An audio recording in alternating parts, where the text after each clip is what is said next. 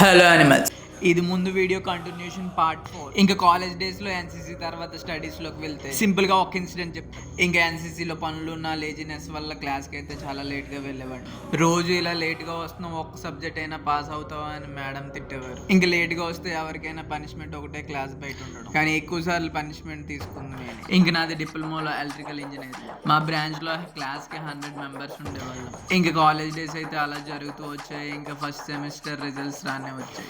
ఇంకా నేను ఆ రోజు కూడా చాలా లేట్గా అయితే వెళ్ళాను. ఇంకా అందరు రిజల్ట్స్ చదువుతున్నారు, నేను అప్పుడే వచ్చాను. రిజల్ట్స్ డే రోజు కూడా లేట్ ఏంటి అని అడిగారు. తెలిసిందే కదా మేడం అన్నారు. అయితే మా మేడం అయితే చాలా సీరియస్గా ఉన్నారు. ఎందుకంటే 100 మెంబర్స్లో 3 మెంబర్స్కి ఆల్ క్లియర్ అయ్యాయి. ఆ 3 మెంబర్స్లో థర్డ్ పర్సన్ నేనే. మేడం ఎప్పుడు నన్ను లేట్గా వచ్చావని బయట ఉండమనేవారు. ఆ రోజు మాత్రం బయట ఉన్న నన్ను లోపలికి తీసుకెళ్లారు. అందరినీ క్లాప్స్ అయితే కొట్టమన్నారు. ఎందుకంటే నువ్వు ఎప్పుడు క్లాస్కి రావు, ఆయన ఎలా పాస్ అయ్యావు అని.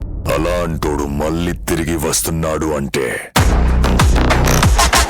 ఇంకా ఫస్ట్ సెమిస్టర్ నుంచి ఎప్పుడు లేట్ వచ్చినా ఎవరు ఏమనివారు కాదు. 2013లో నా 10th అయితే కంప్లీట్ అయింది. ఇంకా అక్కడ నుంచి 3 years కోర్స్ నా డిప్లొమా 2016లో కంప్లీట్ అయింది. ఇంకా మా బ్రాంచ్ నుంచి 100 మెంబర్స్లో 6 మెంబర్స్ అయితే ఆల్ క్లియర్ చేసి 2016లో పాస్డ్ అవుట్ అయ్యాం. ఇప్పటి నుంచి నా లైఫ్లో అసలైంది డిప్లొమాతో స్టడీ అయితే ఆఫ్ చేశాను. మిగతాది పార్ట్ 5లో చెప్తాను. బాయ్.